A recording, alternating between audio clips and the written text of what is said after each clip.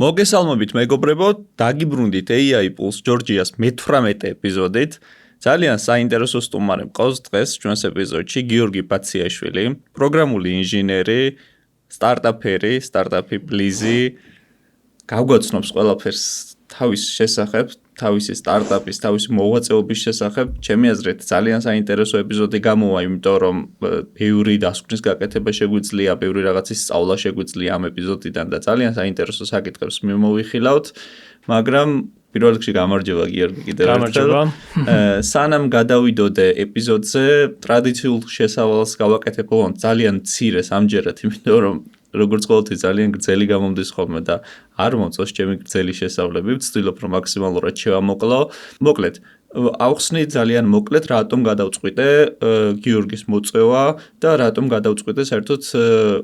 რა თემაა ამ ეპიზოდში, რა თემაზე გვინდა ვისაუბროთ. ჩვენ გვინდა ვისაუბროთ AI აგენტების შესახებ და საერთოდ ამ ბოლოს ყველა პლატფორმაზე ვცდილობ რომ თქვენთან კომუნიკაცია ვაწარმოო AI აგენტების, აგენტური AI workflow-ების შესახებ და ამასთან დაკავშირებული ცოტა მეტად ღრმა ტექნიკური საკითხების შესახებ ვცდილობ რომ გაგარკვიოთ ბევრი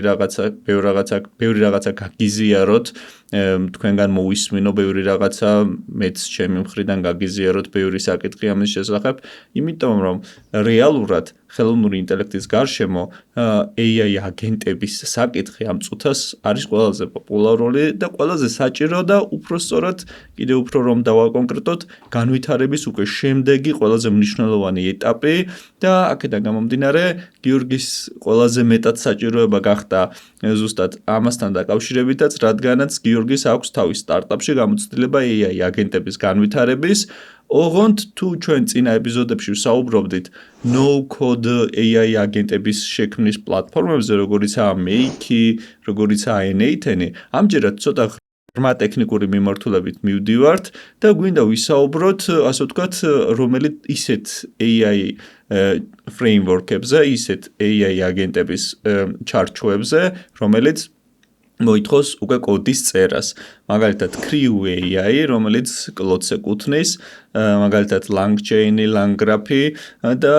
ასევე AutoGen-ი. დღეს დავიწყებთ ამ ეპიზოდით Crew AI-ზე საუბარს და გარკვეულწილად LangGraph-სა და LangChain-საც მიმოვიხილავთ და შემდეგ ეპიზოდებში კიდევ უფრო გავაღრმავებთ ამ საკითხს და უკვე AI აგენტების შესახებ ვეცდებით რომ მაქსიმალური სიღრმე ვაჩვენოთ და რაღაცნაირად კარგად ჩამოვაყალიბოთ ეს თემა თუ რა არის ამ წუთას მსოფლიოში ყველაზე განხილვადი და ყველაზე მუშა პროცესი ხელოვნური ინტელექტის გარშემო და რა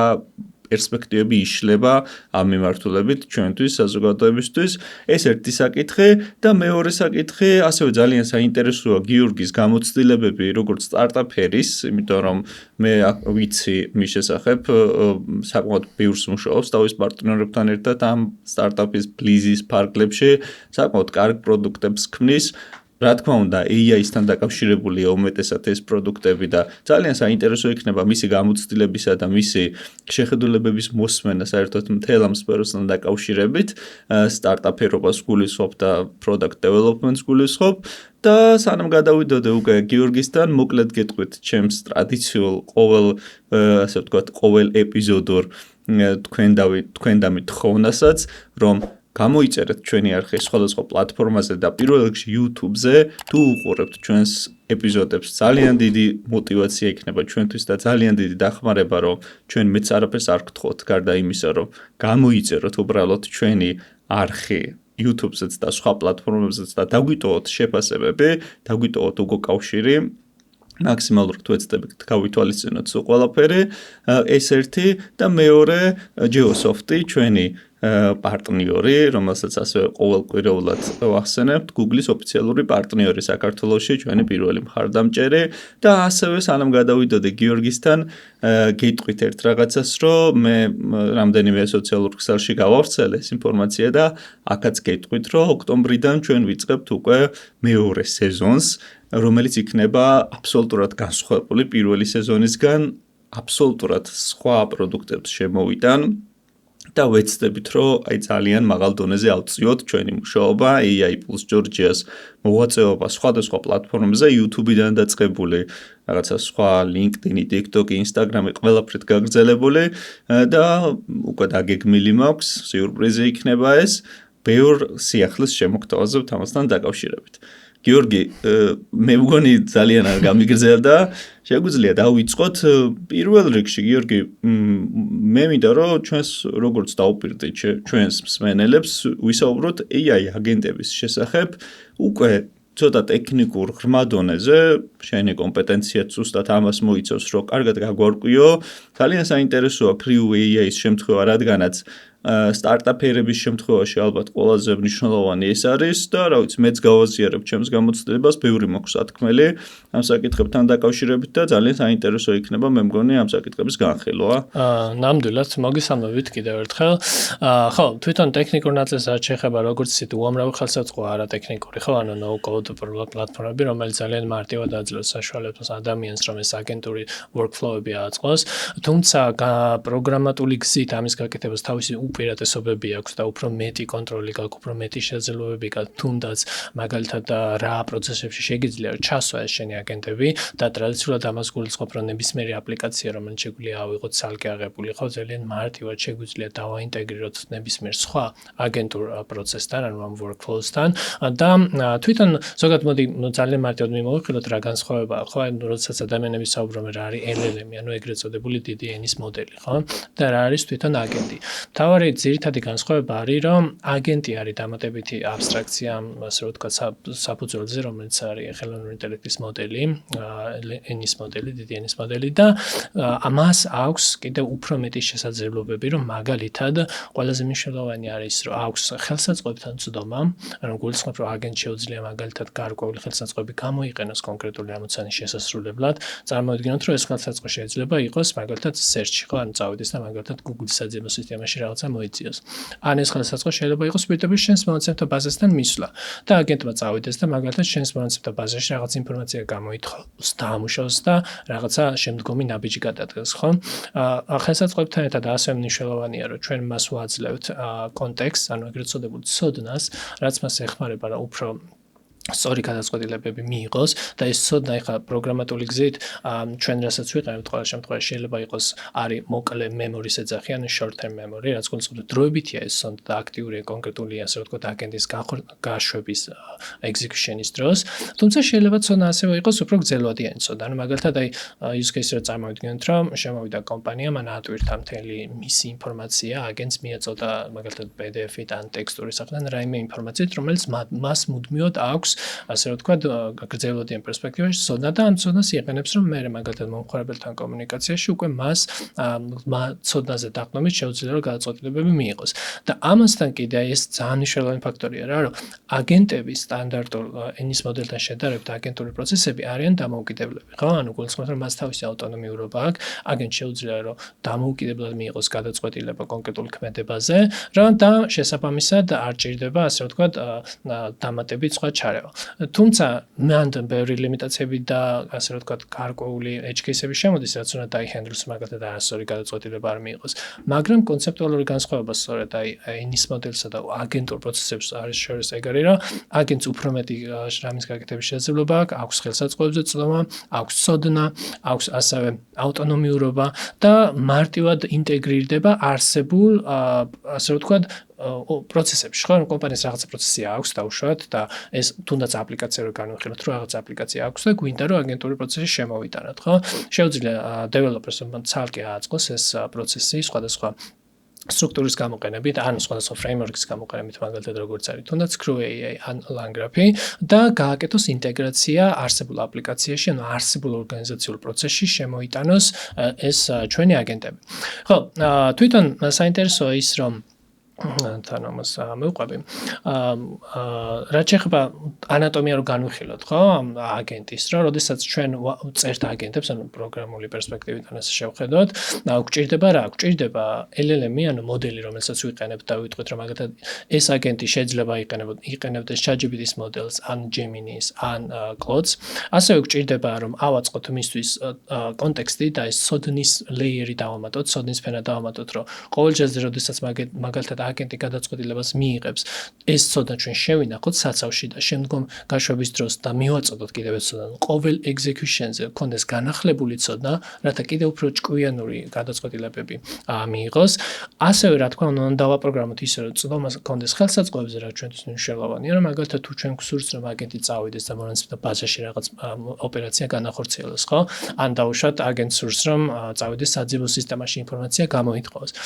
ამაზეც სრული კონტროლი გვაქვს და შეგვიძლია ან საკუთარი ხელსაწყო დავწეროთ თავიდან ბოლომდე და ან არსებული გამოვიყენოთ, მაგალითად Create ეს უამრავი მზაფლაგინია ამისთვის და ასევე გაძლევს საშუალებას, რომ შენი, ასე ვთქვათ, შენი იმპლემენტაცია მიაწოდო ხელსაწყოს საშუალებით, რაც სპეციფიკურია შენი ორგანიზაციისთვის. და კიდევ ერთი მნიშვნელოვანი მომენტია ორკესტრაცია. ეხლა, როდესაც საუბრობთ აგენტზე, საუბრობთ როგორც ერთ, ასე ვთქვათ, ინდივიდუალურ ტიპზე, ხო? მაგრამ აგენტები შეიძლება იყოს გუნდიც, ანუ გვაცხობ, რომ ერთზე მეტი აგენტი იყოს, რომელიც ერთად მუშაობს კონკრეტული ამოცანის შესასრულებლად და ერთმანეთთან აკეთებს დავალებების დელეგირებას. Აქაც საინტერესოა ის პროცესი, რომ შეგვიძლია ჩვენ გადავწყვიტოთ, როგორ ხდება გადაწოდება ერთი აგენტიდან მეორეზე ამ ინფორმაციის. ეძახიან მაგალითად არის თანმიმდევრობის პრინციპი, როდესაც წარმოვიდგინოთ, რომ გვყავს სამი აგენტი, პირველი აგენტი კონკრეტულ ამოცანას შეასრულებს, გადასცემს output-ს, ასე ვთქვათ, საბოლოო რეზულტატს მეორე აგენტს, მეორე აგენტსაც კონკრეტული ტასკი აქვს, ამოცანა რაც უნდა შეასრულოს, შეასრულებს მას, გადასცემს შემდგომ უკვე მესამე აგენტს, ხო? ეს არის sequence-ი, ანუ თანმიმდევრობით ხდება ამ ამოცანების შესრულება. თუმცა ასევე შეიძლება პარალელური იყოს, როდესაც ყველა აგენტი დამოუკიდებლად, ასე ვთქვათ, პარალელურად ახორციელებს ამ ამოცანების შესრულებას. იმის დამხელით, რა თქმა უნდა, ამოცანა რა არის შენი ბიზნესის, გაძლევს ეს როგორც LangChain-ი და ასევე Create გაძლევს საშუალებას, რომ მიუდგე აგენტს არა ერთ ინდივიდუალურ, ასე ვთქვათ, არსებად, არამედ წარმოიდგინე, რომ ყავს რამდენიმე გუნდი ამ აგენტებისგან შემდგარი და ეს აგენტები კონკრეტულ ამოცანას იმის დამხელით, ჩვენ როგორ დააპროგრამებ და რა არის შენი საბოლოო მიზანი იმ ხელსაწყოებით, იმ ცოდნით და იმ სტრუქტურით ახორციელებენ მის შესრულებას. ხო, კიდე საინტერესოა ის, რომ აი, როდესაც edge case-ებზე ვსაუბრობთ და იმ ლიმიტაციებზე, რაც ძალიან მნიშვნელოვანი ჩვენ გვესმოდეს, არის, რომ ზოგადად დღეს თანამედროვე ხელოვნურ ინტელექტში ხშირია მაგალითად ჰალუცინაციები, ხო, როდესაც მაგალითად გვაქვს შემთხვევები, როდესაც თუნდაც ხელოვნური ინტელექტი რაღაც ისეთ მონაცემს გვაძლევს უკან, რაც არ რელევანტურია. შესაბამისად, კითხვა ჩნდება ეხლა, რომ როდესაც აგენტი არის ნაწილი რაღაც ორგანიზაციული პროცესის, ხო? და შუა ამ პროცესში ზის როგორ ხდება მართვა ასეთი ტიპის გადაცდენების. ამიტომ ძალიან მნიშვნელოვანია ის, რომ ჩვენ გქონდეს რაღაც სისტემა წინ, რომელიც შეამოწმებს ვალიდურობას აგენტის მიერ დაბრუნებული რეზულტატის და გაატარებს რამდენიმე ვალიდაციის სტეპს, ხო? უბრალოდ დავწუნდეთ, რომ მაგალითად ამ აგენტმა სწორად დააბრუნა თუნდაც ის მონაცემი, რასაც მოველოთ. ეხლა Create შემთხვევაში ჩვენ გვაქვს ამის კონტროლის საშუალება და შეგვიძლია ყოველთვის ვიცოდეთ, რომ მაგალითად რომ მოველით, რომ აგენტმა უნდა დააბრუნოს მონაცემი კონკრეტული სტრუქტურის სახით, აუცილებლად ესე უნდა დააბრუნოს. თუ არ დააბრუნდა, ეს შეცდომაა და მაგალითად სხვა პროცესი შეგიძლია დასტარტო მერე, რომ დააზღვიო მსგავსი შეცდომები. არის კიდე მაგალითად ისეთი შეცდომები, როდესაც არის დავუშვათ რესურსი იყენებს არასწორად, ხო? ან მაგალითად როდესაც არის რაღაცა ისეთი ქცევა, რასაც არ მოელოდი, რაც მოსალოდნელია და ხშირად ხდება ხოლმე, უბრალოდ აქ საუბარია იმაზე, რომ აუცილებელია არსებობდეს სისტემა, რომელიც ასეთი შემთხვევებისგან დაგვაზღვევს და დავიცავთ თავს. და თვითონ კიდე ამას დავამატებ, რომ როდესაც უკვე სკალირებაზე მიდის საქმე და ანუ გულისხმობთ, რომ ჩვენ გვინდა რომ დიდ მასშტაბირებაზე გავიტანოთ ეს აგენტები, აქაც ისეთი ნიუანსები შემოდის, რომ მაგალითად კონდეს მექანიზმები, რომელიც დააზღვევს აგენტებს, რომ რესურსი არასწორად არ გამოიყენონ. სხვა შემთხვევა იყო, როდესაც ერთ-ერთმა აგენტმა კომპანიის production-ის ბაზა წაშალა,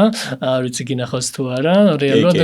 მას მიაჩნდა, რომ ეს იყო სწორი გადაწყვეტილება და რეალურად ეს არ იყო და კონკრეტული ამოცანა, რაც შეასრულა მან, რა თქმა უნდა, არასწორად გაიგო და ნახეთ, აქ მერე ის საფრთხილო რაღაცები შემოდის, რომ სისტემა უნდა იყოს იმგვარად დაწყობილი, რომ დაგვაზღვიოს მსგავს მსგავსი გადაცნებისგან, ხო? მაგალითად, აგენტს არ ქონდეს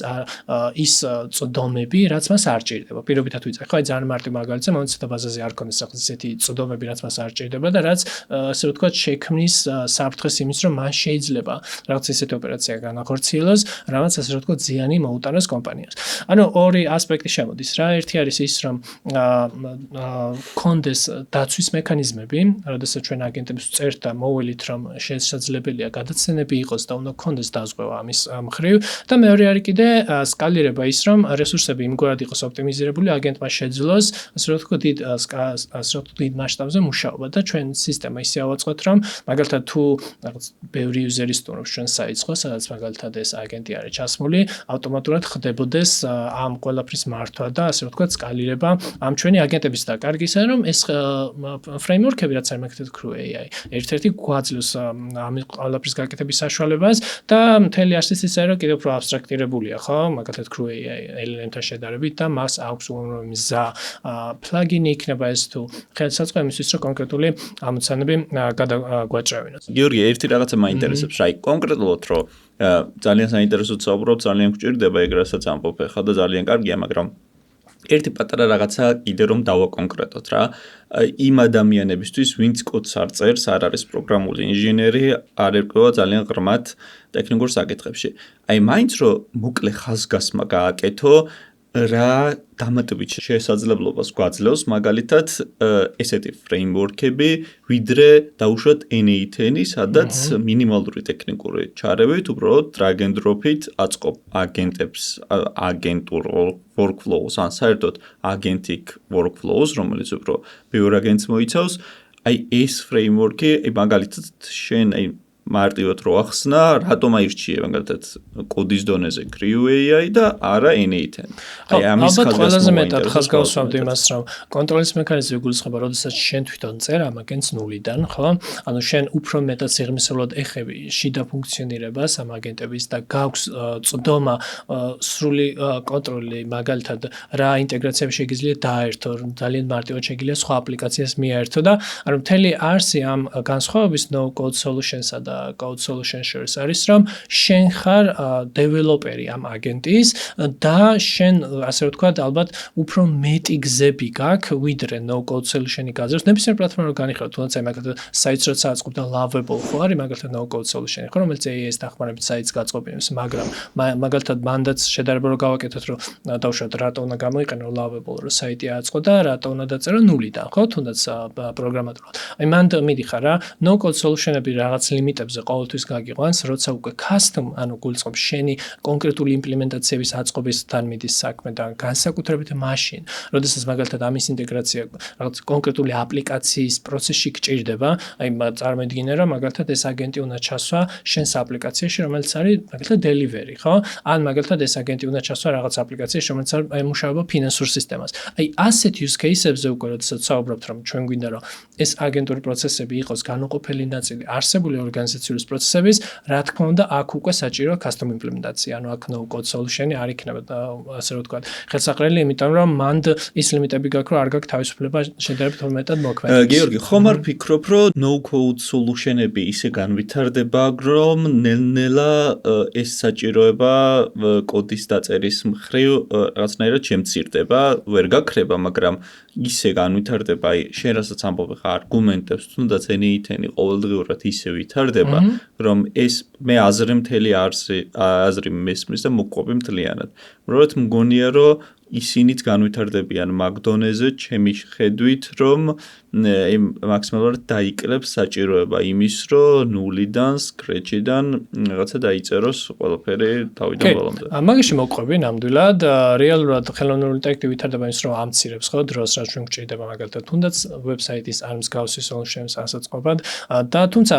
ვერ დაგეთამობ იმაში, რა თქმა უნდა, ეს არ გამორიცხავს სრულად, რომ არ იქნება საჭირო solution და შემიძლია მაგალითი მოგიყვანე, მე სადაც მუშაობ მაგალითად ამერიკულ კომპანიაში, ზუსტად ესეთი სიტუაცია დაგვიდგა, რომ მათ ჭირდებოდათ მოკლედ ამ აგენტური workflow შემოტანა, რომელიც ფინანსური აპლიკაცია იყო და რა თქმა უნდა, ბევრ სენსიტიურ მონაცემს ეხება და ამთანხმები და იყო საუბარი მაგალითად სხვადასხვა no code მზა პლატფორმების შემოტანაზე, მაგრამ არ გამოვიდა, რადგან ისევ და ისევ იმ სპეციფიკურობიდან გამომდინარე, რაც ამ უკვე არსებულ, ასე ვთქვათ, პროგრამულ უზრუნველყოფას ჰქონდა და როგორც მუშაობდა ორგანიზაცია და კიდევ მან საინტერესოა მეორე უსაფრთხოების ნაწილი და სეკურიტის ნაწილშიც მაგალითად არის ეგეთი პროტოკოლი SOC 2, SOC 2 ქვია, რომელიც არის მსოფლიოში აღიარებული სეკურიტი პროტოკოლი და ეს მაგალითად არ ქონდა, ერთ-ერთი იყო კიდე არგუმენტი მაგალითად რატომაც ვერ გამოვიდა, რომ მაგალითად რაღაც პროტოკოლებზე მხარდაჭერა არ ქონდა. არ ქონდა მხარდაჭერა იმის რომ მაგალითად კონკრეტული შენი საჭირო იმპლემენტაციები ჩაგესვა შეგნით რა და გადაწყდა ისევ რომ ასე ვთქვათ შიდა აგენტური პროცესი დაიწერებოდა კომპანიაში ახლა სხვათა შორის მიდის ამის დეველოპმენტის სადაც სხვათა შორის ესე არსებულ ფრეიმვორკებსაც არ იყენებენ მინდა ხაზი გაუსვა და საუბარი არ ნულიდან ხდება ჩვეულებრივ ამ კონკრეტული პროცესის აწყობა რადგან ნახე მას აქვს ის კონკრეტული სპეციფიკა ამ ორგანიზაციის შიგნით რაც არ ერგება სხვას და ჭირდება მას რომ ისეთი სოლუშენი შექმნას რომელიც მორგებულია მის კონკრეტულ საჭიროებაზე და არსებული ასე ვთქვათ ვერ ერგება რა აი ეგ არის მან ძალიან ისეთი მაგრამ დროში იწელება სავარაუდოდ ეგ გაცილებით უფრო მეტად და უფრო ხარჯიანიც არის რა თქმა უნდა მაგაში მოყვები უფრო მეტი დრო ჭირდება ფინანსებიც მეტი ჭირდება მაგრამ მაგის ბენეფიტი კიდე ის არის რომ ის კონკრეტული იმპლემენტაცია რასაც აწყობენ უშუალოდ მხოლოდ მორგებულია იმ ორგანიზაციულ პროცესზე რა და ასე ვთქვათ არის კონკრეტული პრობლემისთვის შექმნილი რომელსაც ის ემსახურება თუმცა დაგეთანხმები რა თქმა უნდა ანუ თუნდაც აი არა მარტო აგენტური სისტემები არამედ თუნდაც აი საიტს როგორც ვაწყობთ ახლა ხო ლავაბლზე შეხვალ prompt შეიყვან ხელოვნური ინტელექტი აგიწყობს საიტს რა თქმა უნდა ესეთი პლატფორმები იზრდება და რაც ავტომატურად გულწრფობს იმას რომ დრო საგრძნობლად მცირდება თუ მაგალითად ადრე რაღაც პატარა landing page-ის გასაკეთებლად ხო გჭირდებოდა რაღაც ერთი და ეხლა წუთებში აკეთებ ხო ესეთი ხელსაწყობი გვეხმარება დროს შევამციროთ თუნდაც აკეთების საწყობში რაღაც შენაც ახსენე გარკვეული პროცესებისთვის რომ მაგალითად აწყო რაღაც sale აგენტი ხო ან მაგალითად აწყო ისეთი აგენტი რომელიც მომხმარებელს ემუშავება შეიძლება არ დაგჭირდეს ასე ვთქვათ კოდით ამის გაკეთება რა პირდაპირ შეხვალ მზა პლატფორმაზე no code solution-ია ინტეგრაციებს მიებავ და ამას გამართავ მაგრამ თუ შენ გინდა რომ არსებულ პროგრამული უზრუნველყოფა როცა გაქვს და რაღაც ორგანიზაციული პროცესი გაქვს ხო და ამ ორგანიზაციულ პროცესში შემოიტანო უკვე ხელოვნური ინტელექტი აი მან დარი ხოლმე გამოწვევა რომ რამდენი დაგეხმარება no code solution ერთ მაგალითს მოვიყვან ახლა ჩვენ შემთხვევაში ჩვენ რა პრობლემა გვედგა რა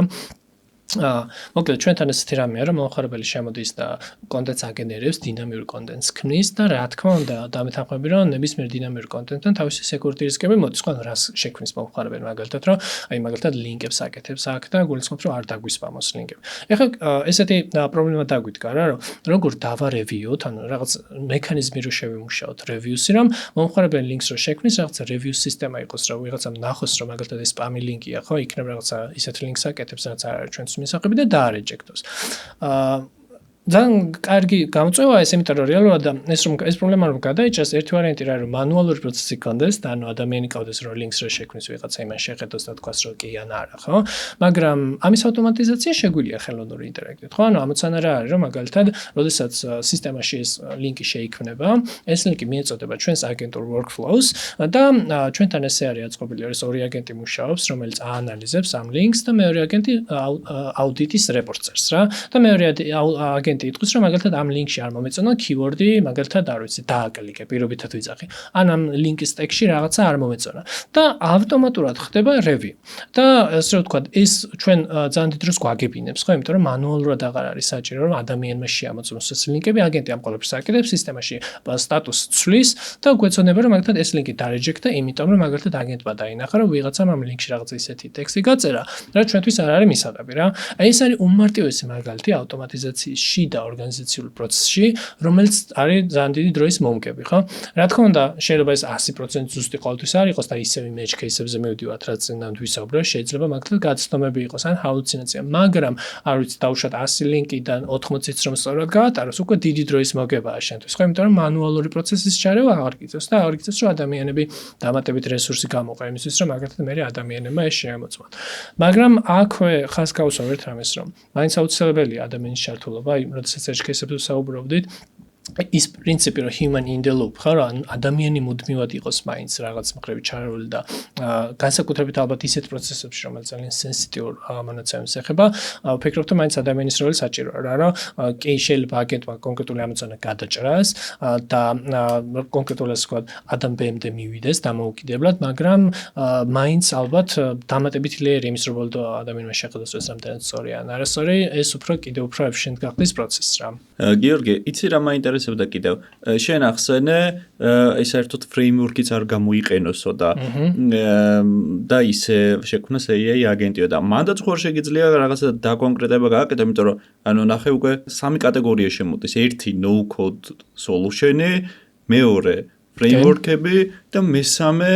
ასე ვთქვათ, საერთოდ ნულიდან აწყობა. მანდაც არის დიდი სხვაობა ფრეიმვორკსა და ნულიდან აწყობას შორის? რა თქმა უნდა. მოდი ეს მაგალითი გავიხოთ, ახლა CrewAI რეალურად ეს ფრეიმვორკია. ხო, ანუ CrewAI ჩვენ გვაძლევს უკვე არსებულ სტრუქტურას და გვაიძულებს რომ კონკრეტულ სტრუქტურას მივყვეთ იმისთვის, რომ აგენტი ავაწყოთ. ანუ პროგრამატული თვალსაზრისით რაც ნიშნავს, რომ უკვე დაწერილი მზა თულია, ანუ ხელსაწყოა ჩვენთვის, რომელიც LLM-ს ემუშავება, აქვს თულინგი, აქვს მემორი და უამრავი სხვა ის ფუნქციონალი, რაც აგენტს ქმნის, ხო? თუმცა ეს ყველაფერი რეალურად რა შეხედო, შენ შეგიძლია გააკეთო პროგრამისტმა, ასე რომ ვთქვათ, ან დეველოპერმა, შენ საბოლოო ჯამში ემუშავები ხელოვნური ინტელექტს და იღებ რაღაც, ასე რომ ვთქვათ, საწყის ხელოვნური ინტელექტის მოდელს, ეს ChatGPT იქნება თუ Gemini და ამის თავზე უკვე აბსტრაქციას აკეთებ პატარას და ამატებ იმ ფუნქციონალს, რომ ეს გადააქციო უკვე აგენტად. აი ფუნქციონალი არის ის, რაც მაგალითად CrewAI დეფოლტად გაწვდის, რასაც შენ აღარ წერ, ხო? ანუ ეგ არის განსხვავება, რომ ფრეიმვორკი, ზოგადად software development-ში ფრეიმვორკის არსი რა არის, რომ რაღაცა კონკრეტული ფუნქციონალი არის აბსტრაქტირებული და უკვე მოწოდებული ჩვენთვის, რაზე ჩვენ დროს არ ვხარჯავთ, რომ ეს ნულიდან ავაწყოთ, ან მაგალითად ნულიდან ავაწყოთ ხელოვნური ინტელექტისთვის ხელსაწყოების დაძახების ლოგიკა, ხო, რომ მაგალითად წავიდეს და პირობითად ბაზაში გააკეთოს რაღაც query, რომ წამოიღოს მონაცემი, ან მაგალითად წავიდეს და საძიებო სისტემაში წავიდეს და იქიდან წამოიღოს მონაცემი რა. აი ისე მანდ მივდივართ, რომ ყველა ეს ფრეიმვორკი არის მზა სტრუქტურა, რომელიც მოწოდებულია ჩვენთვის, მაგრამ თუ შენ გინდა რომ ყველაფერი ნულიდან ააწყო, ეგ კიდევ უფრო რა თქმა უნდა მეტ დროს და რესურსს მოითხოვს. თუმცა ანუ გულისხმობ რომ გააკეთებადია და შენ შეგიძლია მაგალითად CrewAI დაწერა რა, უბრალოდ მაგის თქვა მინდა. გიორგი, ჯამურად როგორ გოგონია რა არის უფრო ტრენდული ამ წუთის მდგომარეობით, რომელს აქვს უფრო პერსპექტივა ამ სამიდან, რაც განვიხილეთ. მაგრამ სანამ მაგაზე მიპასუხებდე, კიდე ერთხელ ხაზი გაუსვათ ამას რა, მსმენელისთვისაც რა. მე არ ვარ პროგრამული ინჟინერი, თუმცა ძალიან ბევრს ვკითხულობ და ვტესტავ მოკლედ და ძალიან ღრმად ვიხედები ამ საკითხებში. ამ ფრეიმვორკებზე წევან რაც ვახსენეთ, გვაქვს სამი სხვადასხვა ალტერნატივა და რა ვიცი, მე ვურჩევ ყველას, ვინც დეველოპერია, ვინც კოდს წერს და დაინტერესებულია AI აგენტებით, აუცილებლად ნახოს ეს ფრეიმვორკები. უბრალოდ მეტი არჩევანი გვაქვს, მაგრამ სამი ყველაზე მსხვილი არჩევანი გვაქვს და კლასიფიკაცია კიდევ ერთხელ რომ მოვახდინოთ გარკვეულწილად, ეს არის LangChain, LangGraph, Python-ზე წერა სჭირდება, რა თქმა უნდა. მეორე ეს არის, რომელიც არის პრინციპში ყველაზე კომპლექსური, ყველაზე მეტი ხელსაწყო გაქვს, ყველაზე მეტი საშუალება გაქვს, რომ ამ ჩარჩოში იმუშაო და შექმნა AI აგენტი და ფართო შესაძლებლობები გაქვს. მეორე არის ეს არის AutoGen, რომელიც არის Microsoft-ის შექმნილი და ძალიან კარგი საშუალება enterprise-ისთვის, ანუ დიდი კომპანიისთვის სკალირება მოახდინა და შექმნა AI აგენტის მთელი workflow აგენტების ჩართულობით და გამოიყენო კარგად ორგანიზაციისთვის და მესამე არის, რაზეც გიორგი საუბრობს, CrewAI, რომელიც თუ არ მიშლება კლოდისა, ანთროპიკის, ანუ დიდი ხელოვნური ინტელექტის მოდელის ეს ფრეიმვორკი და უზრუნველყოფს სწრაფ პროტოტიპირებას, ასე ვთქვათ, საკმაოდ სწრაფია და საკმაოდ ეფექტური ბევრი თვალსაზრისით და რა ვიცი, მე ყველას ვურჩევდი, რომ გაირკვეს ამ სამ პლატფორმაში, განსაკუთრებით კოდს ვინც წერს, ეხლა ვინც არ წერს კოდს აზრი არ აქვს ამაში გარკვევაში, მაგრამ კოდს ვინც წერს, ჩემი აზრით no code solution-ამდე სანამ მივა, აუცილებლად უნდა გაირკვეს ამ საკითხში. ეს ერთი და მეორე მნიშვნელოვანი მომენტი არის ის, რომ იცი რა, მე თავისუფლებას მივცემ, რომ რაღაცა რეკომენდაცია აქაც გავცე და რაღაცა ჩემი შეფასება აქაც ვთქვა, მიუხედავად იმისა, რომ მე რაც მეტად ვერ ყვევი და მეტ სიღრმეში შევდივარ, მეც ვხედავ no code solution-ის ლიმიტაციებს, ასე ვთქვათ. თუმცა, როგორც წეგან თქვი, N8-ი ვითარდება ძალიან სწრაფად და ბევრ საშუალებას იძლევა და რაღაცა ამოცანების გადაწყვეტისთვის მე ცალსახად ვფიქრობ, ну, ვერ ვიტყვი რომ 100%-იანი არგუმენტები მაქვს ამისთვის, მაგრამ საკმაოდ მაღალი პროცენტით ვარ დარწმუნებული ჩემი ცოდნით და გამოცდილებით, რომ N8-იც უზრუნველყოფს საკმაოდ არც თუ ისე ხარჯიანად და არც თუ ისე დიდი ფასებით გარკვეული ამოცანების კარგად ავტომატიზირებას. ეხა, რამდენად სკალირება შეიძლება ამის ძალიან დიდ ორგანიზაციულ მასშტაბზე, ამის გადაწყვეტა მე არ მაქვს. უბრალოდ ამის გამოცდილება არ მაქვს, რომ თავისუფლად გითხრათ, რომ აი N8-ით შექმნილი solution-ი პატარა ორგანიზაციას არ გულისხმობს საკმაოდ დიდ ორგანიზაციებს. აი დიდ ორგანიზაციის მასშტაბზე რამდენად გამართულად მუშაობს, ამისი გამოცდილება მე არ მაქვს და ამას პირადად ვერ გეტყვით. პირდაპირ ვერ გეტყვით. თუმცა იმის თქვა ნამდვილად შემიძლია, რომ იმდენად ვითარდება ყოველდღიურად, რომ ასე ვთქვათ, ასეთი solution-ი დადოს საბოლოოდ, რომ მოხდეს სკალირება თავიდან ბოლომდე. შეიძლება ეხაც ახდენს ვიღაცა, არ ვიცი, ამასაც ვიკვლევ ყოველდღიურად, რომ წავაწყდე ასეთ user case-ებს. და ერთი მნიშვნელოვანი დეტალი კიდე, რაც მინდოდა მეთქვა, vibe coding-ის პლატფორმები ახსენა, Lovable და ერთი დამატება მინდა კიდევ Replit-ი, რომელიც არის ძალიან სერიოზული თული. ჩემი აზრით, ნომერ პირველი vibe coding-ში გულისხმობ აპლიკაციისა და ვებსაიტის შექმნა უკვე არა მხოლოდ ფრონტის პროტოტიპებით, არამედ back-end-ითაც. სხვადასხვა რამდენიმე დღის წინ რაღაცაში დამჭირდა ტესტავდი ერთ გამოყენების მაგალითს, ძალიან კარგი აგენტური მოუდი დაემატა agent 3 Replit-ს და აი ძალიან კარგ შესაძლებლობებს იძლევა ვებსაიტი შევქმნი რამდენიმე წუთში, 10-15 წუთში, რამდენიმე iterაციით, რომელსაც ავიცი, უმარტივესად დაუკავშირე აბსოლუტურად ყველაფერი, თვითონვე ჩატის რეჟიმში უზრუნველყოფს, რომ ინტეგრაციები მოახდინო, რა ვიცი, live chat-ი გავაკეთე, Telegram-ში მომდიოდა ყველაფერი და კომუნიკაციას ვაწარმოებდი და აბსოლუტურად ყველანაირ უკვე თავის მონაცემთა ბაზებს უკავშირდებიან და აბსოლუტურად ძალიან ბევრი გასაქანი გაქვს, რაც შეიძლება გააკეთო. უბრალოდ ძალიან დიდი მინუსი ამ პლატფორმების, Replit-ის ის არის, რომ ჯდება ძალიან ძვირი, აი მართლა დიდ თანხებთანაა დაკავშირებული, აი $25 პაკეტს თუ შეიძენ თვიურად, ოკეი, მაგრამ 1-2 დღეში თუ ტესტავ რაღაცებს, ჩათვალე, რომ უკვე წვდომა გაქვს შეზღუდული. ანუ ძალიან ჯერჯერობით საკმაოდ ძვირი ჯდება რა. თუმცა ჩემი აზრით პოტენციალი აქვს ძალიან დიდი და ალბათ ეს ხარჯით შემცირდება და რაღაცნაირად ვიგრძნობთ benefits რა საბოლოოდ. ხო, ნამდვილად დაგეთანხმები, ანუ ზოგადად იმდენს რაბად ვითარდება, ხო, ეს no code solution-ები თითქმის ყველა ინდუსტრიაში უკვე გვაძლევს საშუალებას, რომ ასე რომ ვთქვათ, ტექნიკური ცოდნის გარეშე შევქმნათ კონკრეტული გადაწყვეტილებები რა. თუმცა ხა ჩვენის case-ი რეალურად ჩვენი სტარტაპი რაც არის და რაც საკეთებს, კონკრეტული ამოცანები იდგა ჩვენს წინაშე, რაც იყო გადასაჭრელი და აქ ჯობდა რომ აქ ვიყო ეს კონკრეტული framework-ი, AI, რადგან აი შენახსენე, რომ ძალიან მარტივია მუშაობა და ასე რომ ვთქვათ, თუნდაც პროტოტაიპინგისთვის და production-ისთვის იდეალურია პატარა თიმებისთვის. არ აქვს ის კომპლექსურობა, რომ მაგათ შენ რაღაცა ძალიან დიდი დრო დაგჭირდეს ამ აგენტების ასაწყობად. აქვს ძალიან კარგი სკალირების მეთოდები და კონფიგურაციის თვალსაზრისით რა შეგიძლია გააკეთო, რომ მაგალითად შეგიძლია სხვადასხვა კლასტერი ყავდეს ამ აგენტების, რომელიც კონკრეტულ ამოცანებს ემუშავება. აი ჩვენ კიდევ ერთი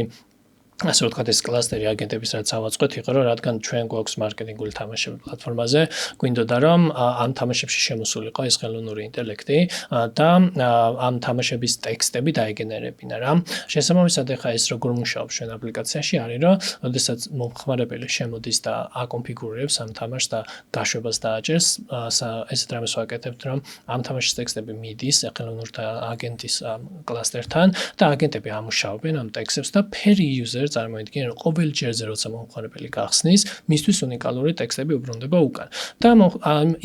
იმ აგენტმა მაგალითად იცის რაღაც public სიგნალები ამ ჩვენს მომხმარებელზე, რომ მაგალითად რომელი device-დან არის, ან დაუშვათ ზოგადი ინფორმაცია რაც ბრაუზერით არის და ამ ყველაფერს ამუშავებს აქეთ, რომ მაგალითად აქვს რაღაცა შეთავაზებები ატვირთული მომხმარებელს, ჩვენს მომხმარებელს, ვინც აპლიკაციაში შემოდის და ამ ორის კომბინაციით უკვე მომხმარებელს, საბოლოო მომხმარებელს, ვინც ამ თამაშს მოიხმარს, უგენერდება მაქსიმალურად პერსონალიზირებული კონტენტი. და ყველაზე მთავარი ამოცანა ჩვენც ეგ არის, რომ ჰიპერპერსონალიზაციის შესაძლებლობები გავაჩინოთ სხვადასხვა მარკეტინგული ამოცანებისთვის, რაც არ არის ეს მეინსტრიმი დღეს და გვინდა რომ ნაცვლად იმისა, რომ მაგალითად შენ კონდეს რაღაც ზოგადი შეთავაზება, ხო, რომელიც 10,000 კაცთვის არის გათვლილი. არამედ ყოველი მომხმარებლისთვის მისი უნიკალური მონაცემებიდან გამომდინარე შექმნა პერსონალიზირებული გამოცდილება და ეს უკვე გვაძლევს საშუალებას ზუსტად ხელოვნური ინტელექტის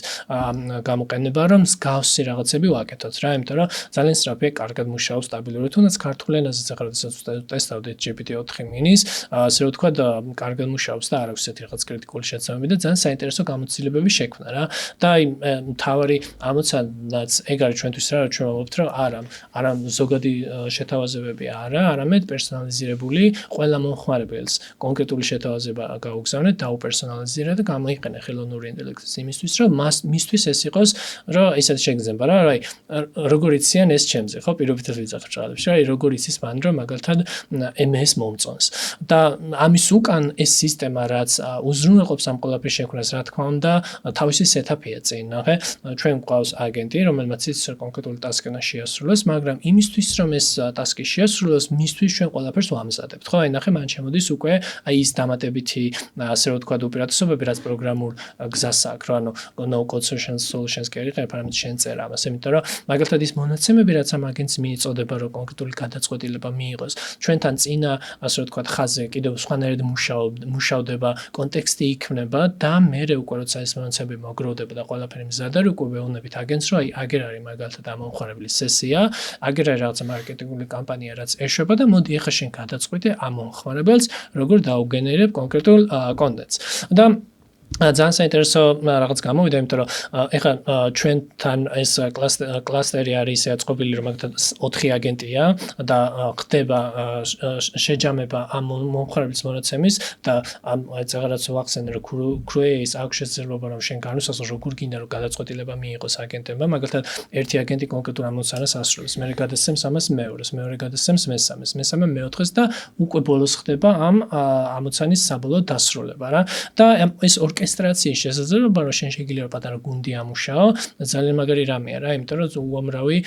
თუნდაც კრეატიული თვალსაზრისით რა შეგიძლია გააკეთო, უკვე ძალიან ბევრი ახალი შესაძლებლობები გამოდის კონკრეტული ბიზნეს ამოცანებიდან გამომდინარე, რა თქმა უნდა. გვაჩვენე. შვენია. ნახოთ. იმიტომ რომ ძალიან საინტერესო იქნება შენი სტარტაპის პროდუქტები. ხო, ეხლა ამ მაგალითზე ჩვენ გვაქვს მოკლედ თამაში, რომელიც ან სხვა მარკეტინგული თამაშები აქვს, რომელსაც აკონფიგურებს კომპანია, შემოდის ერთ-ერთი არის მაგალითად ეს. იცი რა, სანამ გადახვალ პროდუქტის განხილვაზე თლიანად არსი გითხარი, კიდევ ერთხელ დავაკონკრეტოთ, რომ თუ ვინმე ვერ გაიგო რაღაცა. ხო, რაც შეეხება Bliz, კარგი პოინტია, მოკლედ Bliz არის პლატფორმა, რომელიც თავაზობს უამრავ მარკეტინგულ თამაშს კომპანიას და აძლევს საშუალებას, რომ ეს თამაშები თავის საიტზე გაიტანოს დეველოპერის ჩართულობის გარშე, სხვათა შორის და ისე გვაკაწყობილია, რომ დეველოპერი საერთოდ არ გჭირდება, შემოდიხარ ამ თამაშს დააკონფიგურებ. გვაქვს დაახლოებით 25 ესეთი მინი თამაში, უამრავი იმის და მიხედვით შენი ამოცანა რა არის, აქვს ინტეგრაციები და არც ეგ არის რა, რომ შენ თუ გინდა რომ მაგალითად შენ საიტზე რაღაც ახალი გამოცდილება შეიტანო და შეინარჩუნო მომხმარებელი, შეგიძლია შემოხვიდე ჩვენთან ეს თამაში დააკონფიგურირო, ატვირთო შენი სასურველი ფერები, ტექსტები, მოარგო შენ ბრენდს, რა თქმა უნდა, და გაიტანო შენ საიტზე და ამ კონფიგურაციის ნაწილში ასევე შეგიძლია შენ მიუთითო, რომ მაგალითად გამოიყენო ხელოვნური ინტელექტის მოდი, ანუ აგენტ მოდი, იმისთვის რომ ხელოვნურმა ინტელექტმა ასე ვთქვათ, ჭარბში ათამაშოს მომხმარებელი და ყოველი მომხმარებლისთვის პერსონალიზირებული გამოცდილება შექმნას. როგორ გააკეთებს ამას? რა მხრივ გააკეთებს ამას? მე როგორც მივხვდი, თქვენ გაქვთ სტანდარტული ჩარჩო, ანუ 20 თამაში სტანდარტულად. კი, ამის გარდა კიდე რა გასახანი აქვს აი ეს? ანუ რეალურად ახლა როგორ მუშაობს ხელოვნური ინტელექტი აქ ჩვენთან, ხო? თამაშები რა თქმა უნდა წინასწარ არის მოწოდებული და ჩვენ ვაწყობთ თამაშებს, მაგრამ თვითონ თამაშის ლოგიკაში შემოდის ხელოვნური ინტელექტი. ახლა აი ამ მაგალითზე აქ რა მაგალითად შეიძლება რაღაცა პირობითად ეს ბოთლი დადო, ან ყუთების სასაჩუქრე ყუთები, რას გაჩუქებს და რატო გადაწყვიტა რომ კონკრეტული რაღაცა გაჩუქოს, ხო? აი მანდ შემოდის ჩვენთან ხელოვნური ინტელექტი. მაგალითად შენ შეიძლება ნახოს ხელოვნურმა ინტელექტმა რომ ხამის ვიზიტორი ხარ და კომპანიას აქვს დასტაფებული რაღაცა დისკაუნტები, ბაზაკლებები პირობითად ღამის საათებზე და რაღაცა ლოკაციაზე დაახლოებით გადაწყვიტოს, რომ იცი რა, მაგალითად მე ვხედავ, რომ შენ მაგალითად ბრაუზერით შემოდიხარ ღამის 2 საათზე და ეხლა მე შენთვის ეს მაქვს. მეხუთე, ანუ პერსონალიზირებულ მესეჯინგს აბრუნებს უკან გადაწყვეტილებაზე, რომ რატო გადაწყვიტა ხელოვნურმა ინტელექტმა, რომ მაგალითად შენ ეს გაჩუქოს. ეხლა შემიძლია ამის მაგალითი გაჩვენოთ აქ. კი, საინტერესო იქნება. აი მოდი ახლა ნახავთ, აქ რაღაცა დამი დატა არის ახლა ჩატვირთული, რაღაც ვითამაშე, პირობითად რაღაც საჩუქარს ამომიგდებს და აქ მნიშვნელოვანია რომ დავაკვირდეთ, მაგალითად ეს კონკრეტული შეთავაზება მე რომ მივიღე აი ნახეთ ქვევით არის დაბრუნებული პასუხი. ეხლა აქ რაღაც ჩატვირთულია მაგალითად სტამბულში კარგი შაურმის პრომო კამპანია და აი აქ თუ დააკვირდებით ქვევით არის ჩატვირთული უკვე მესიჯი, რომ რატომ გადაწყვიტა ხელოვნურმა ინტელექტმა, რომ ეს კონკრეტული შეთავაზება ჩემთვის მოეცა. აი საინტერესო ის რომ ამ გადაწყვეტების მიღების მომენტში ჩვენ ვუმზადებთ ხელოვნურ ინტელექტს უამრავ მონაცემს, რაც მას ჭირდება და რაც public არის ხელმისაწვდომი რა თქმა უნდა. აქ იგულისხმება რომ ხელოვნურ ინტელექტმა იცის მაგალითად კონკრეტულ ლოკაციაზე იმ IP მისამართი რაც მომხმარებელია, რა მიდი შეიძლება იყოს ლოკაციის general site-დან არის, ხო მაგალითად თბილისიდან არის, საქართველოსდან არის. ასევე იცის მაგალითად რომელი device-დან არის და ამ რაღაც public signal-ებზე დაყნობით ხელოვნური ინტელექტი აანალიზებს რომ, კაი, მაგალითად მომხმარებელი ყავს თბილისიდან ღამის 2 საათი. აქეთ მაქვს სია შეთავაზებების რაც ატვირთულია და იცი რა მაგალითად ახლა ამ მომხმარებელს რომელი უფრო რელევანტური იქნებოდა, ხო? გარდა ამისა, კომპანიას ასევე შეუძლია მოაწოდოს კონტექსტი უკან ხელოვნურ ინტელექტს და უთხრას რომ მაგალითად მე ვუშვებ ამ ხამის კამპანიას, ჩემთვის პრიორიტეტულია რომ მაგალითად არ ვიცი ვაჩუქოთ რაღაც საჩუქარი მომხმარებელს, ვინც iPhone-დან არის, ვინც Android-დან, ხო მიხდენ კრეატიული თვალსაზრისით რა შეუძლიათ გააკეთონ, მაგაზე კონტროლის მექანიზმი აქვს რა. შემოვა კომპანია ატვირთავს ამ კონტექსტს და კონტექსტი და მომხმარებლის სესია და პლუს მე სია უკვე შეთავაზებების ეს სამი ინფუტი გვაქვს ჩვენი აგენტისთვის უკვე გადაწყვეტილებას იღებს თუ კონკრეტულ მომხმარებელს შენ როცა ხსნი რა გაჩუქოს. გასაგებია, ერთი შეკითხვა კიდე. ეს ინტეგრირდება როგორც ხვდები ვებსაიტზე და აპლიკაციაში მხოლოდ. ამის ინტეგრაციის სოციმედიაში რამის საშუალება არის თუ სოციმედიაში ლინკი ზიარდება და ისე ვებსაიტზე ინტეგრაციას რაც შეეხება გვაქვს რომ QR კოდზე შეგიძლიათ გაიტანოთ, რომ მაგალითად ჩვენთან წამოვიდეთ QR კოდი, ეს ლინკი მაგაზე იქნება მომებული, QR კოდს დაასკანერებს მომხმარებელი და შემოვა ინტერაქცია. ან მაგალითად შეგიძლიათ ვებსაიტზე გაიტანოთ, ან უბრალოდ ლინკი გქონდეთ, რომელსაც მე თქვენ განავრცელებთ, სადაც გინდათ, ხო მაგალითად email campaign-ზე, ან social media-ში, ან ნებისმიერ სხვა ადგილზე. უბრალოდ ისე ვებსაიტზე ან აპლიკაციაზე მოხდება ადამიანი. ძალიან კარგია, მე ძალიან მომწონს, ანუ ჩემი აზრით მნიშვნელოვანია ძალიან კომპანიისთვის, იმიტომ რომ ბევრ აი ეს ხელოვნური ინტელექტის მიერ შექმნილი მოქნილობა განსაკუთრებით მომწონს, რომ შეგიძლია მოირგო, ასე ვთქვათ, ყველა თამაში ისე როგორც საჭიროა. კიდე სხვა პროდუქტი ხო არ გაქვთ რაიმე? თვითონ მოკლედ აი ამ ეტაპზე გვაქვს internal review სისტემა, რაც ხეთ ახლა პროდუქტი გაჩვენა ძალიან ეს შიდა არის, მაგრამ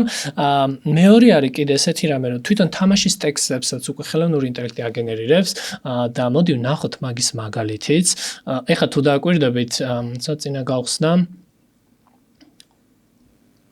აი თამაშის ტექსტები რაც არის ხა თავზე ხო მაგალითად მეინტერესებოდ ეს სტატიკურია ამ რადგან არ არის ჩართული აგენტის მოდი მაგრამ შეგვიძლია რომ ჩართოთ ხელოვნური ინტელექტი და უკვე ხელოვნური ინტელექტი დააგენერირებს კოპისაც რა ანუ მთლიანი თამაშის ტექსტებსაც მოდი ესეთ რამეს ვიზამ ახლა ნახოთ ცებ გადავრთავ არა უშავს თუ არ იმუშავებს მარკ ცუკერბერგს გაემაზა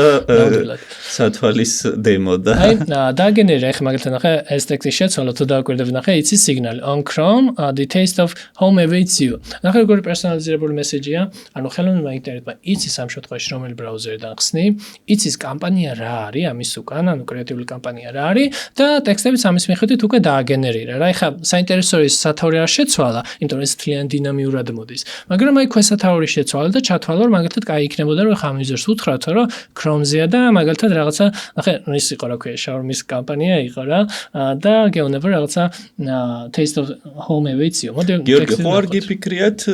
თვითონ თამაშის კომპლექსურობის ზრდა ვიზუალური თვალსაზრისით რა თქმა უნდა ეგ არის რაღაც next step-ი რაზეც მივდივართ ახლა და გვინდა რომ რაღაც ისეთი მოქნილი სისტემა გავაჩინოთ რომ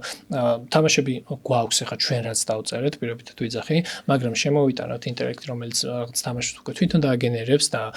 ჯერბალდ მანდ ცოტა გამოწვევა ისე რომ ძალიან რადგან თამაშები კომპლექსურია ხო ყველა თამაშს თავისი ლოგიკა აქვს როგორ მუშაობს თავისი ნიუანსები აი მან ვცდილობთ რომ ვიპოვოთ სწორი გადაწყვეტა როგორ შეიძლება რომ შემოვიდეს მაგ ნაწილში თუმცა next step-ი ხა მინიმუმ რაც იქნება არის რომ კამპანიას ხო მანუალურად ასეთებს მომხმარებელი რომ შემოდის და ეტყვის რომ მაგალითად ეს მინდა და ეს მინდა ეხა შემდგომ ეტაპზე უბრალოდ prompts დაწერს რომ მაგალითად მე მინდა რაღაც ფაზაკლებების კამპანია მაგ პირობითად ვიძახი და მინდა რომ ღამე გაეშვას და უკვე ხელოვნური ინტელექტი უბრალოდ აირჩევს რომ მაგალითად რომელი თამაში შეიძლება წავიდეს რა კონფიგურაციაზე წავიდეს ანუ კამპანიას თვითონ აუწყობს უკვე და მისცემს დასადასტურებლად რომ აი მე გადავწყვეტე მაგალითად რომ მოდი ეს გავუშვათ და შენ გადაწყვეტე ნახე აი აქ ეს შენ გადაწყვეტეზე მინდა ხაზი გავუსვა რა, რომ ჩვენ ესე გონია რომ ჩვენთვის AI არ არის პირდაპირ decision maker ტიპი ამ ნაწილში და არამედ არის ისეთი ასე რომ ვთქვათ დამხმარე რაღაც ასისტენტი რომელიც ეხმარება კომპანიას რომ სწრაფად გააკეთოს ეს კამპანიები და უბრალოდ შესთავაზებს მას რომ მე მგონია რომ მაგათ ხა ეს კამპანია ამ და ამ კონფიგურაციაზე კარგი იქნება და მოდი შენ საბოლოო ჯამში მიიღე გადაწყვეტილება და ან გაუშვი ან თუ გინდა დაარეჯექტე რა თუმცა რა თქმა უნდა ეგ არის ერთი next დიდი სტეპი გიორგი რა მაინტერესებს კიდე კომპანიამ დააინტეგრირა თამაში და უშუალოდ თავის ვებსაიტზე ან აპლიკაციაზე. ამის სტატისტიკის დეშბორდი სად არის? თვითონ აქვს თუ თქვენთან არის? ორივე იქნება. შეგვიძლია თუ უნდა და ჩართოს კონფიგურაცია რა real time-ში მიიღოს ყველაფერი რა ჩვენთან მოხდება, მაგრამ აი ჩვენს აპლიკაციაში აქ რომ შემოდის, აქ ხო აბსოლუტურად ყველაფერზე აქვს ცნობა და სრული ხილვადობა, ასე რომ ვთქვათ, ამ ანალიტიკაზე, რაც კონკრეტულ კამპანიას ეხება. ძალიან საინტერესოა. მაგარია. ჩემი აზრით ძალიან მნიშვნელოვანია კომპანიისთვის. ხო შეიძლება გაგვიზია რომ ასევე ფიდბექები რა იყო თქვენი პროდუქტის და ტესტვის რა გამოხმაურება იყო და საერთოდ რა პერსპექტივები გაიშალა, რამე insights, რამე დასკვნას ხო არ წააწყდით, კიდე რა შეიძლება განვითარდეს, რა მიმართულებით წავიდეს. კი ბატონო, ეხა ბოლოს ქონდა პატარა კამპანია ბაკურიანთან ქონდა გაშვებული Adblexis-ზე და იქ იყო მოკლედ რამდენიმე თამაში გატანილი და ერთის დავინახეთ რომ რეალურად ინტერაქცია, ჩართულობა ძალიან მაღალი იყო ამ თამაშებზე, ძალიან მომხარებელი, უბრალოდ როგორც ჩანს არ მოეწონა ეს ჩვენი თამაშები, რადგან 60%-ამდე იყო ეს play rate, რასაც ვეძახი ჩვენ რომ ინტერაქციაში შემოვიდა და ითამაშა. კიდევ ერთი საინტერესო ინსაიტი წამოვიდა კომპანიისგან, აი enterprise კომპანიებთან ქონდა კომუნიკაცია, რომ ზოგს სულ სხვა სტილის ნიდი აქვს, ანუ საჭიროებები აქვს. ანუ მაგალითად ზოგს შეიძლება არ უნდადეს ესე თამაში, მაგრამ უნდადეს რაღაცა პრომოტიპის ინტერაქციები, ვიჯეტები, რომელიც მას მისცემს საშუალებას, რომ პროდუქტი სხვანაირად შესთავაზოს მომხმარებელს და მეორე ხაზი სხვათა შორის რა ჩვენ გვაქვს ამ მიმართულებაში, ნუ გარდა თამაშების არის კიდე ესეთი ტიპის ინტერაქციები, აი მაგალითად აქ არის რაღაც კუპონის ვიჯეტი, რაღაც კუპონს დაასეთაფებს ინტერაქტიულია მომხმარებელი ხსნის ამ კუპონს, კოდს იღებს, მერე შეთავაზებებს იღებს და ანუ ხოლმე მიხდეს თამაში არ არის რა. არამედ უბრალოდ promotional სტილის ვიჯეტებია. და სხვათა შორის დავინახეთ ის, რომ თამაშები კი ერთი მიმართულება რაც არის, მაგრამ ასევე საჭიროება არის რაღაც ისეთი ტიპის მექანიზმების, მარკეტინგული მექანიზმების, რომელიც მისცემს კომპანიას საშუალებას, რომ ძალიან მარტივად შეძლოს მაგათად რაღაც პროდუქტის სია, ხო 100 პროდუქტი და უნდა რომ 3-4 პროდუქტი უცებ რამე მარკეტინგული იმით გაიტანოს თავის საიტზე და აი ესეთი მექანიზმები რო აუწყოთ და ერთ-ერთი მოთხოვნა ეხლა რაც ვემუშავებით, სწორედ ეგ არის, რომ ეს ხაზი მეორე კიდე ინტერაქციების რომ უბრალოდ რაღაცა პრომო ვიჯეტები იყოს, როგორ გამოვიტანოთ და მივცეთ საშუალება კომპანიას რომ გააკეთოს. აი ხა მაგალითზე ეს არის პრომო ვიჯეტი და ლოგიკა არის ის, რომ უბრალოდ პრომო კოდს ხსნის, მერე დაკეტილი კონტენტი ხდება, რა თქმა უნდა, ესეც ინტერაქტიულია და მთელი არსი ეგ არა, მომხმარებელი ინტერაქციაში შედის ამასთან და თვითონ გადაწყვეტს მაგალითად რომლის unlock-ი ასე ვთქვათ გახსნა უნდა და კონკრეტულ რაღაცას გახსნის და მერე ისევ იგივე პროცესია რა კონკრეტულ შეთავაზებას მიიღებს რა. ანუ არის თამაშების ხაზი და არის just ინტერაქტიული ელემენტების ხაზი, რომელიც ასე ვთქვათ პროდუქტის გაყიდვის ახალ გზებს აჩენს კომპანიებისთვის. გიორგი, რა იქნება იცი ძალიან საინტერესო კიდე. ეხა ჩვენ ყვები შენი პროდუქტის შესახებ და საკუთარ კომპლექსურად, მაგრამ მე ჩვენ გვილაპარაკია და ვიცი რომ რაღაცა მომენტში შენ პროდუქტში AI-ის წილი იყო შედარებით ნაკლები და რაღაცნაირად თანადროულად განავითარა ეს ყველაფერი. ხო შეიძლება ეგ შედარებაც გააკეთო დაახლოებით, აი რა იყო AI-ის გარეშე და ნუ რა გახდა, კი ვიცით, მაგრამ მაინც აი დიფერენცი რო დაგვანა ხო კარგად რამხელა სარგებელი მოიტანა შენს პროდუქტში, შენი აზრით და ჩემი აზრითაც დამაყურებელი თვითონ გადაწყვეტს უკვე როგორ, აი ეს ძალიან საინტერესო იქნება ამის დანახვა რა. კი, ყველაზე მნიშვნელოვანი ალბათ ყველაზე დიდი ცვლილება რაც ქონდა იყო პერსონალიზაციის შესაძლებლობა. აი წეგანაც აღნიშნე, ხო, წარმოგიდგენთ ნაცვლად იმისა, რომ ერთი სტატიკური კამპანია გაქვს, რომელიც 10000 იუზერზე ეშვება, შენ შეგიძლია ეს per user გააკეთო. ანუ ყოველი მომხმარებლისთვის ინდივიდუალური შეთავაზება გააკეთო. გქონდათ გამზადებული მზა თამაშები და უბრალოდ ირჩევდა რაღაცა და თამაშის კონტენტი, ტექსტი, ყველაფერი იგივე იყო, ჩათვალე ყველასთვის რა. მაგრამ მე ხარ როცა უკვე ხელოვნური ინტელექტი შემოვიდა, ხო, ეს ხდება უკვე per user. და ამ მთელი არსიც ხო ეგ არის, რომ ხელოვნური ინტელექტმა რაღაც მონაცემები უკვე იცის შენ შესახებ და ცდილობს პერსონალიზირებული გამოცდილება შენ შეგიქმნას. ანუ ერთი თამაში კი არის პირობითად რაღაც ყუთები აქვს, მაგრამ ყველა user-ისთვის სხვადასხვაა რეალურად, ხო? იმიტომ რომ ყველა user-ის მონაცემი სხვადასხვაა და ჩვენთვის ყოველი user-ის სესია უნიკალურია და მომთ ეს რამის რომ შესაბამისად გამოცდილება რასაც ის იღებს, ასევე უნიკალურია, როცა AI მოუწია, იმიტომ რომ AI აპერსონალიზირებს მთლიანი თამაშის კონტენტს, ტექსტებს, რო გჩუქნის რაღაცას პირობითად ხო და რატო გჩუქნის და გადაწყვეტილება რატომ იყო, ეგეც ინდივიდუალურია და ნახე რამხელა პერსონალიზაციის შესაძლებლობები გააჩინა, რაც აქამდე არ იყო ხელმისაწვდომი და ეგ არის ჩვენ გონია რა ზოგადად აი ეხლა შეხედო მარკეტინგის მომავალი რა არის ხო? ყველა ცდილობს მაქსიმალურად რომ პერსონალიზირებულად მიწვდეს მომხმარებელს. შენ რაღაცა მცირე მონაცემი შეიძლება გქონდეს ამ მომხმარებელზე და თუ გინდა პროდუქტის შესწავლაზე, მოდი ეს პერსონალიზირებულად გააკეთე და მიწვდი მას კონკრეტულად, ხო? და არა ზოგადად მთელ აუდიტორიას. და ეგ არის ჩვენი ხაზი რა და მაქსიმალურად ვცდილობთ მაგის კომუნიკაციას ყველასთან, რომ მოდი უფრო მეტად პერსონალიზირებული მარკეტინგული აქტივობები ვაკეთოთ და მიუწვდეთ იმ მომხმარებლებს ინდივიდუალურად და შევთავაზოთ მათზე მორგებული რაღაცა შეთავაზება. და რა თქმა უნდა ამას შეგვიძლია რა გამოვიყენოთ. ჩვენი განსხვავება ცალსახად არის. შენთან ადრეც ვისაუბრია და AI-იმ და AI აგენტურმა მოდმა გაცილებით განავითარა ასე. თან მეორე კიდე ასპექტია, რომ უბრალოდ ფან არის ესე რა შეხედა, ხო? ანუ წარმოვიდგინე რაღაცა დისკაუნტი მიიღე, უცებ რაღაცა 60%-იან და იქვე მესიჯს ხედავ, რომ ვა, როგორ იცის ამის შესახებ, ხო? რაღაცა რომ მაგალითად ღამე უხსნი ან დევაისით ხსნი და მეუბნება, რომ აი, იცი რა შენთვის მაგალითად ეს მინდა, რომ გაჩუქო, რადგან რაღაც პოპულარულია მაგალითად თბილისში ეს. ანუ რაღაც სულ სხვა გზები გააჩინა ახალი, მოკლედ, როგორ შეგვიძლია რომ კომუნიკაცია შევქმნათ, რომელიც უფრო მეტად ინტერაქტიულია ვიდრე სტატიკური, ხო და აი მთელი ამ პროექტის მუღამიც ეგ არის, რომ ჩვენ ვამბობთ, რომ მაგალითად რეკლამას რო უშვებ და მომხმარებელი გადმოყავს საიტზე, ხო, იქ რაღაც საინტერესო ექსპერიენსი დაახვედრე ამ მომხმარებელს და არა უბრალოდ რაღაცა სტატიკური ლენდინგ პეიჯი. ძალიან საინტერესო იყო, ასე ვთქვათ, მომწურავად ისაუბრე შენი პროდუქტის შესახებ და საერთოდ შენი ხედვის შესახებ AI აგენტებზე. დასასრულს გიორგი, მინდა რომ შენი აზრით მოვისმინო, თითქმის ყველა სტუმარს ვეკითხები ამის შესახებ. შენი აზრით მოვისმინო საერთოდ AI-ის შესახებ, AI აგენტების შესახებ და მათი ჩართულობის შესახებ ადამიანთა ცხოვრებაში, მათი მომავლის შესახებ, საერთოდ ამ კოლაბორაციის პერსპექტივების შესახებ. რა მინუსებს ხედავ, რა საფრთხეებს ხედავ, რა პოზიტივს ხედავ, რა სარგებელს ხედავ. მოკლედ, რაღაცა შენი ანალიზი მაინტერესებს, შენი ხედვა, ასე ვთქვათ, როგორ უყურებ მთელ ამ განვითარების მოვლენებს, საით მივდივართ და რა იქნება ხვალინდელ დღეს. რაც პირდაპირ ხილვადია ცხადი არის, რომ ავტომატიზაცია ყველა ინდუსტრიაში მოხდება, აგენტური პროცესებით დახმარებით, რადგან კონკრეტულ ამოცანებზე იდეალურია რომ მაგალითად დრო მოგაგებინოს, შეგიმციროს რესურსი, ხო? აი თუნდაც ხა რევიუ სისტემა რაც ხო არის იდეალური მაგალითი მაგის ნაცვლად იმისა, რომ ადამიანი შემოდის და მანუალურად არევიუს, შეგვიძლია აგენტური პროცესი იყოს, რომელიც ამ კონტექსტს ხედავს, აანალიზებს და გადაწყვეტილებას იღებს. ნებისმიერი ინდუსტრია რო აიღო პრინციპში ხო რაღაც ამოცანებზე, რაც აი რეპეტიტიული ტასკებია, ხო? მარტივად შეიძლება ამ ყველაფრის ავტომატიზაცია, რაც ორგანიზაციას თავისუფლები უზოგავს თანხას და ასევე პროცესებსაც უსწრაფებს. თუმცა